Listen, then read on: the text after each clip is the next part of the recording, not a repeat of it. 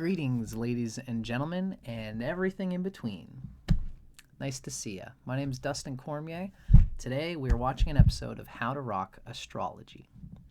I hope you're well, and I hope you are going to enjoy the video today.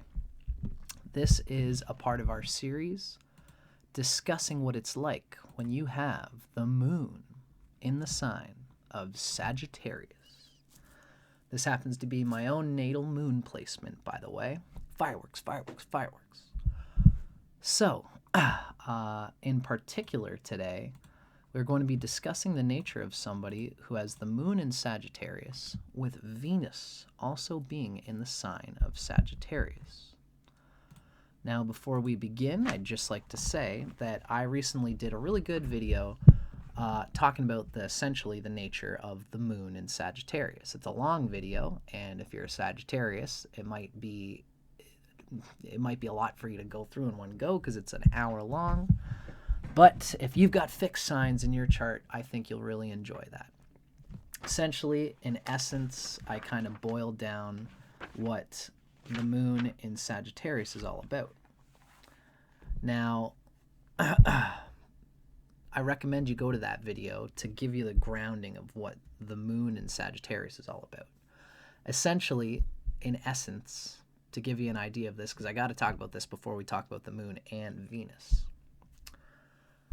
The moon in Sagittarius is in the sign of, I have kind of two ways of conveying moon energy, and really there's even more than that, but for the sake of it, when we're talking about the moon in its sign, we think about the dignity of the moon based on the friendship of the sign ruler to the moon. That's number one. And number two, we talk about the proximity to its debilitation point of Scorpio. In this case, of course, that's right, ladies and gentlemen, and everything in between, we have the moon very close to its debilitation point in Scorpio. And this can have some denigrating qualities to what the moon is supposed to do. Essentially, it's a little bit self-centered in a way whenever it's close to Scorpio. And it bonds by doing things independently, ambitiously, brings home some kind of paycheck or some kind of evidence that I've gone out and done this for our mutual love. And that is how they can be providers. And people who want to provide for the person, for the partner, for the apartment, for the rent, for the family, whatever it might be. They do it through their ambition and then say, here it is, so hopefully that energy causes you to love me for all this stuff that I did for you, like a dog. Check out the stick. I got the stick for us. Really, your partner is like, like what I wanted was your stick. So, the nature of the moon in Sagittarius, by being close to Scorpio, is a little bit too... What we say about the moon being debilitated in Scorpio, or being close to it, is that it doesn't want to need others, for better or worse. Really for the worse. The sun is better off being independent, but the moon is where we're supposed to be doing the cooperative part of human existence, which will ultimately, no matter how you look at it, many hands make light work, two heads are better than one, and communing with the energies and resources of the people, of the energy grid, of the world around us, will make it easier for us to sustain and convey what our sun is trying to do. So it's important for us to have the water, the sustainment of the Svadhisthana chakra through the love and support of the people around us, and for us to support the people around us in a mutual way so that everybody is supporting each other, so that we can all feel good about regenerating ourselves in our moments of difficulty, so that we can have what we need to sustain ourselves up the mountain of our attainment of what the sun represents. The moon in Sagittarius is ultimately, it's in a neutral dignity. Jupiter is not an enemy or a friend to the moon. The moon actually has no enemies. That's part of the cool thing. It's cool nature of the moon. Our self can't hate what we are at this sort of soul level. So that's just an interesting Vedic bit of knowledge. The moon being in the Jupiter's sign, it can be too optimistic. Makes it difficult to be with a partner when they have something difficult to confront us with. Venus isn't as bad for this for two reasons, partly because it's receptive and reflective, but also, moreover, it's closer to being exalted in Taurus. The moon in Sagittarius is one sign away from debilitation in Scorpio, so it leans a little too close to itself, to the oneself, to our own energy, and to our ambitions in our career. Jupiter's a masculine planet, and Sagittarius is the masculine sign of this masculine planet. It reflects the fact that it's close to Scorpio. So this is part of the reason why we can lean a little too hard on, remember, the sun is like what we do from 9 to 5. It's like our ambitions. It's what we want to do. The moon is what we want to be. Here, the moon, which is supposed to be grounding what we are, is really funneling what we are into what we're wanting to do, what we're trying to accomplish in life. And you can see how that can make it less sustainable. The moon in Sagittarius in particular gets depressed when career and ambitious hobbies, which are its favorite way of recharging itself mentally, is the only way to recharge itself mentally. I know this as a musician. If I make music my only thing that I do in my life all the time, I'm going to get sick of it. I'm going to get depressed at the fact that I'm sick of it. This is something to consider. The moon in Sagittarius can neglect its lover. This is part of our independent nature. But when we lean too much into our own nature, we miss out on what we are not. As well, we miss out on the water of the Svadhisthana chakra, which is supposed to douse the fiery Manipura chakra. That's the fire chakra of the solar plexus. The Svadhisthana, the water chakra, is supposed to douse and make our fire chakra sustainable, to sustain it in a balance, so we don't burn ourselves up like Icarus, trying to go too close to the sun for too long, too fast. So this is somebody who is inclined at a level to spend its Svadhisthana chakra, spend its relaxing time ambitiously doing things that it enjoys in a kind of exciting way that can ultimately be a little bit too fiery. You've got the thing that's supposed to do the watering fired up in a fiery way. In particular, this is tough, again, for Sagittarius because it's so close to Scorpio. Now, essentially, what this means is that Venus needs to compensate for the moon, which somewhat kind of lacks the water of the Svadhisthana chakra. It spends so much time with its ambition that it doesn't nurture the people around it, and it doesn't really give the space for the people around it to nurture them. Now, this, as the Vedic idea understands it, of the chakras, Mercury rules the first chakra, and Venus and the moon share the providence of the second chakra, the Svadhisthana chakra, the water chakra. Venus and the moon are what we use as part of our energy to connect and bond us to this energy grid of resources and support and love from the people around us. Since the moon is all fired up about its ambition, it's likely that this is a person, the Sagittarius moon, will typically use Venus to kind of compensate for what's lacking in the Svadhisthana chakra. In this case in particular, we have something of a difficulty happening here. You, my friend, are somebody who has the difficult position where the moon and Venus are, in Vedic terms, conjunct in the same sign. In Vedic astrology, when two planets are in the same sign, it means they're working through the same dispositor. in this case that being Jupiter, which really goes to show that the strength of Jupiter is very important for being able to have the objectivity of understanding the philosophical importance of this Svadhisthana chakra and of seeing the importance of grounding the person in an experience of water, of things that sustain it on its journey to do the things it wants to do. The difficulty is that when the moon and Venus are conjunct, something bad happens. It's not that bad for the moon. Venus is not an enemy to the moon. So Venus being conjunct the moon gives the moon, it kind of gets gassed up about the sound of its own voice. And it enjoys exploring independently. Its independent life is very rich.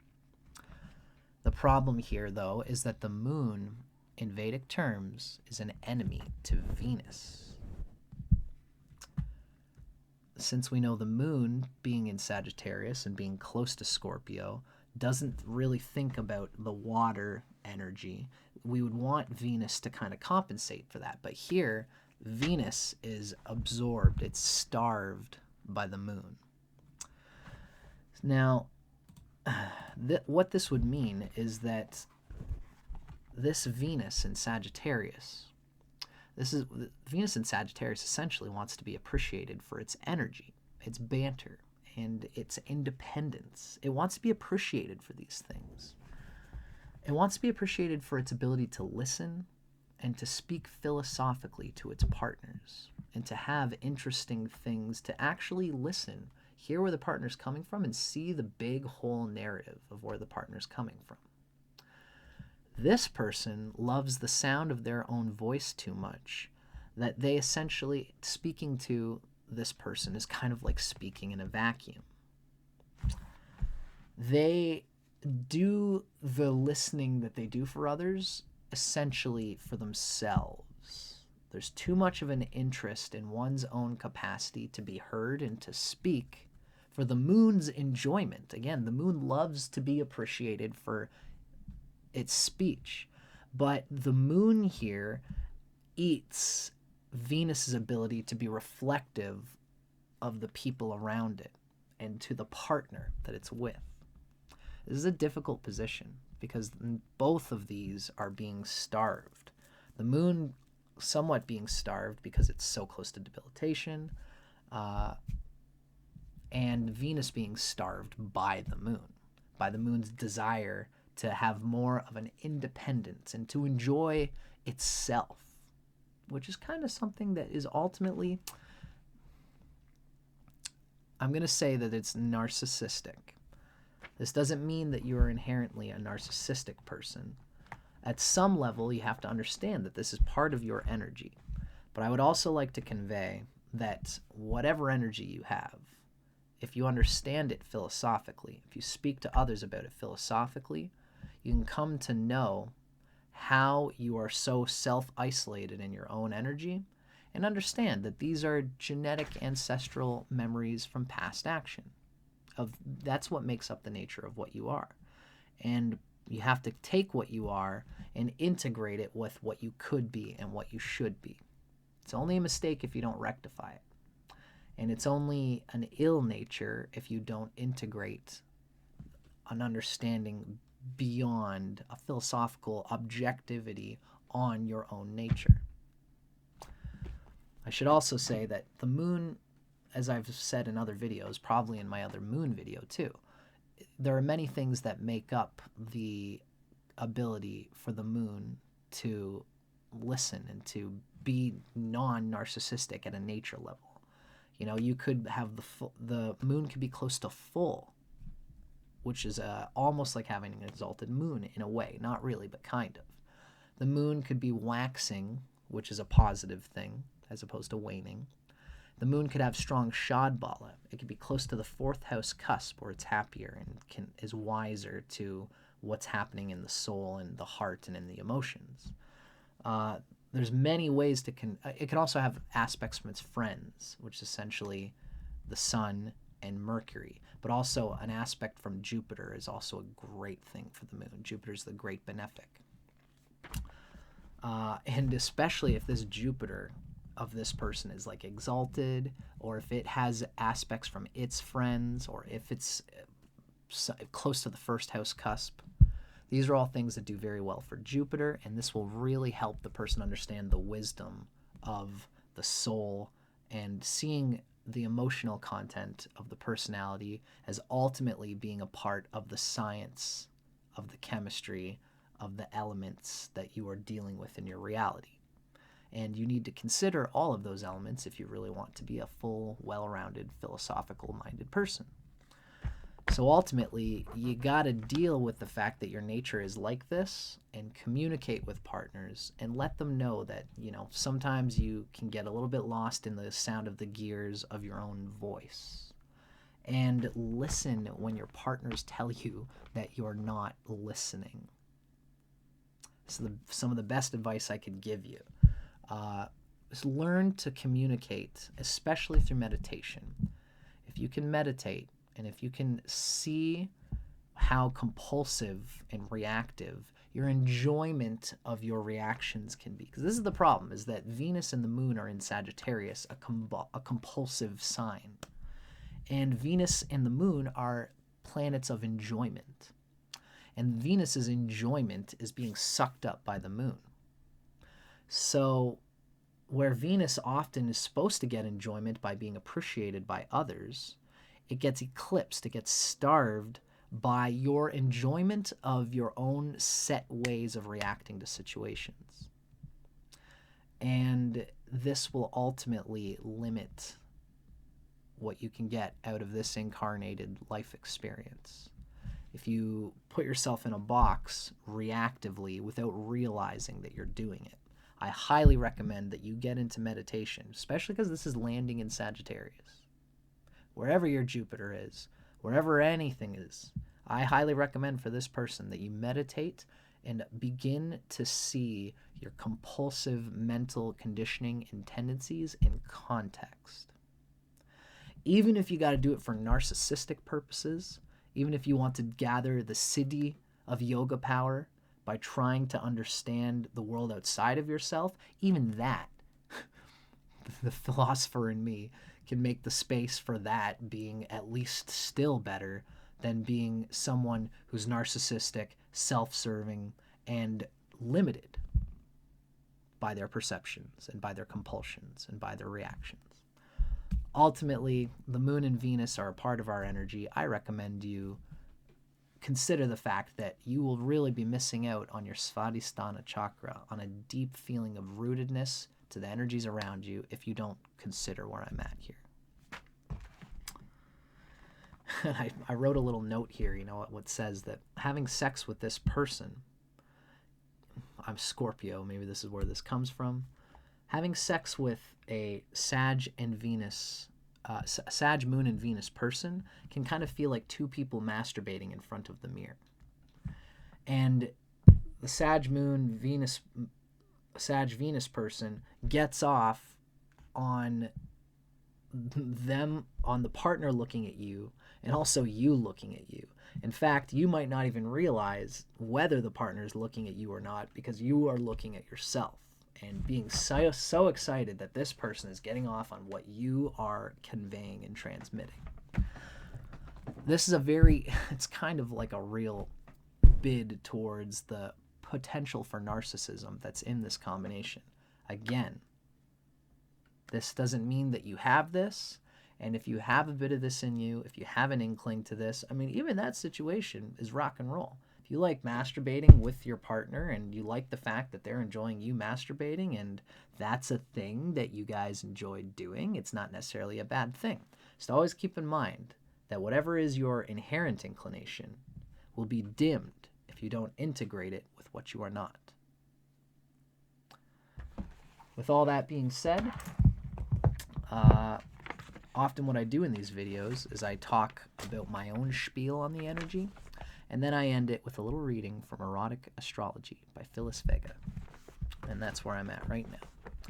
So this is a reading of the Moon in Sagittarius with Venus in Sagittarius on a lighthearted, lowbrow, easy conversation about what your lovemaking nature is like. from a Western perspective. A Western astrologer wrote this. Moon in Sagittarius, Venus in Sagittarius. You regard love as a grand and glorious experience.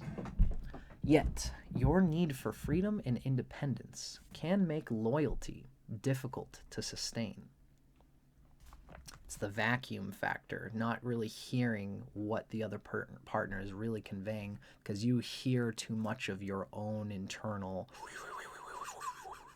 your own thought processes and your own things. You know, I would recommend this person go and practice going out into nature, sitting beside a river, listening to the of the sound of water, and just listen to that.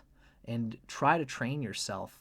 As you're doing that, your thoughts are going to think of a million things. Let go of it and see how long you can drain your mind and just listen to the sound of the river.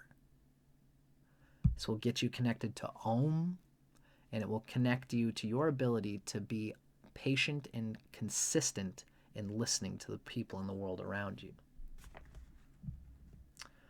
Since you live to party and flirt, you may find a series of romantic escapades a lot more to your liking than a serious long-term union, for better or worse. The suitor who introduces you to new experiences has an edge with you, a sort of like a best friend, almost kind of like tomboyish, sort of like, you know, when you're kids and the person, you know, somebody comes out and says, you know, like, blah, and they're like, they throw something at you or something like that, and you're thinking like, what the hell? And it actually means that they like you. They just are awkwardly conveying it, right? Sex for you is an extension of your joyous life force, and your bedroom romps are filled with playful energy and warm affection. However, coping with everyday realities is not your forte, and any relationship that makes too many demands might not last long. This is again a for better or worse thing. If you allow that inherent way of you to stop you from doing something that you do want to do, if that includes having a long-term union, then you got to meditate and see your nature objectively and in perspective. So ultimately, this is somebody who will be well served to be with a long-term union partner, but you are somebody who probably has to have a conversation and make the space for how flirtatious you are with other people. I'm Sagittarius Moon. I get it. Me and my girlfriend talk about it. We are superficial conversational people who can bleed into romantic feelings with the other people all around us. And it's probably a good thing to talk about this with your partner, make amends for it, develop a way where you can say it and ask your partner, essentially, you know, that this is, I believe, a part of who I am, and I would like to be able to do this in a way that is free, but ultimately you have to also find some way to share the water, express water to your partner, and show them that you have reasons why you are bonded beyond your enjoyment of the flirtatious energy that you give to everybody else. Tricky thing to do, but it's something, if you want to be this way, it's just always better to communicate with your partner about it. Even if this is difficult, I recommend you try it, see what you can do with it, read books that help you to get through this kind of thing. Feel free to leave some comments, and I'll see if I can try to help convey how this has worked for me in the past, you know.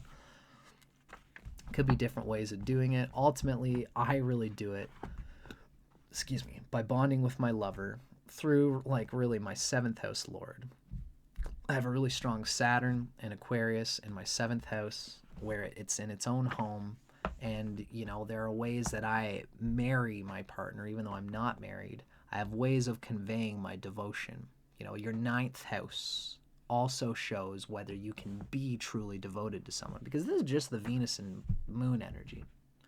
It's something that makes you feel comfortable to be flirtatious in this way. But if you've got a 7th lord or planets in the 7th that are strong, a 9th lord, meaning the dispositor of the 9th cusp as well as the 9th sign from the rising sign. If you have planets in the 9th house, these kind of have ways that you can bond with the lover so that, you know, the 9th house is really the house of marriage. The 7th house is more of like the enjoyment of interaction of things related to marriage. It's the 11th house from the 9th. It's how Vedic people think. If you have reasons to bond with your lover, then this flirtatious energy is essentially neutral, and you're not really doing anything other than just enjoying your own sound of your own gassing yourself up. But listen to your partner when they say when you're doing it too much. It's probably something that's important to be conveyed here. Feel it out. Let me know how it goes. I hope you guys enjoyed this. I'm Dustin Cormier with How to Rock Astrology. Thanks for hanging out with me. Let me know in the comments if you dug it. I'll see you guys on the next one.